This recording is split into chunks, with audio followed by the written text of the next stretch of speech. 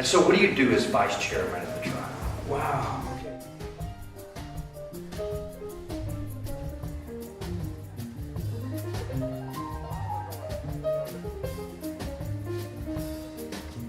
We're the executive and legislative branch for the tribe. So I'm currently serving my fourth four-year term. We're the governing body for the tribal nation. So we do policy work mostly. We create the policy for education, healthcare, social services, economic development, and so forth. David has been so generous in sponsoring this session. First of all, it gets us to Allen Parish, which is one of the purposes of the leadership program. There's not many places you can really beat in Allen Parish, but this is the economic driver for sure. And you've been so generous to do that.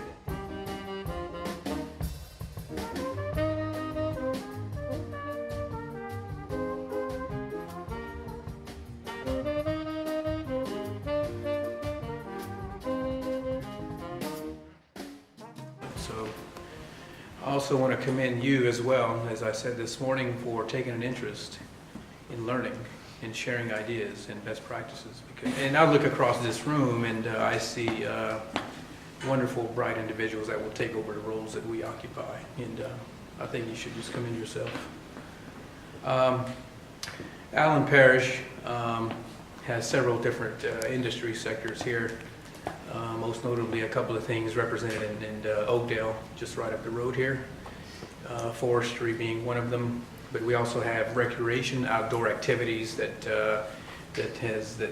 Allen Parish has done a good job of enhancing their tourism with.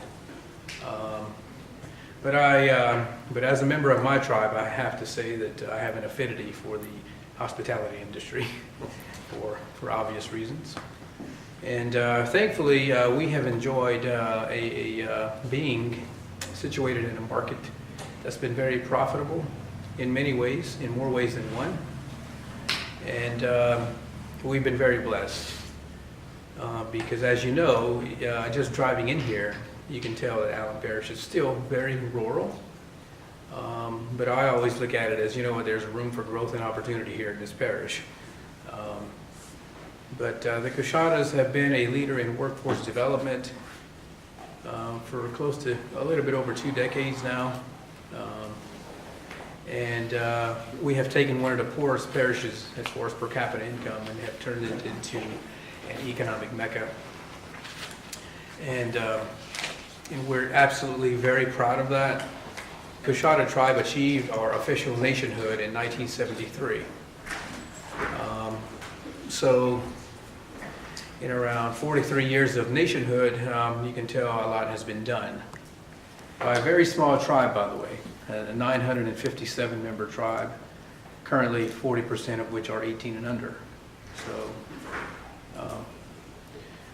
but the most important aspect that I always like to note is that the Cushatas, the total workforce as we stand today, we have close to 2,600 people under our payroll. For a little bit over 2 decades, we have been in the top 5 largest private employers in the state of Louisiana. And I'm just going to go through some numbers. The Cushatas still speak the ancient language of our ancestors, but there's one language that we all speak, and it's economics. And in 1988 is when Ronald Reagan authorized and legalized gaming facilities to be operated by federally recognized tribes across the country. And since then, currently there are 493 gaming facilities operated by 244 tribes across the country. And that's in 28 of 50 states here in our union. A couple of years ago, annual revenue between all of those casino operations were at approximately $30 billion. And so can you imagine the economic impact to their local jurisdictions? And I'll cover that in a minute. In 2015 alone, here at our operation, total payroll plus benefits in last year, the Cushata tribe paid out $97.4 million in total payroll and benefits. So as you can tell, look, it kind of gives you a glimpse of the reinvestment back into this mammoth operation. But also it gives you a glimpse into the payroll that our associates enjoy. Over 97% of our total workforce are non-Indians, by the way. So the point I try to make is that, hey, this is not just about a Coshada story. This is not just a story about Indian success. Here in modern time, the beneficiaries of our successes are 957 tribe members, but also an entire Southwest region. To support this operation, the casino and the resort paid out $73.7 million for goods and services. Of this, $49.1 million, or 66%, went to Louisiana-owned businesses. So that, again, it's a win-win for everyone. Our local vendors and contractors are beneficiaries of this wonderful operation.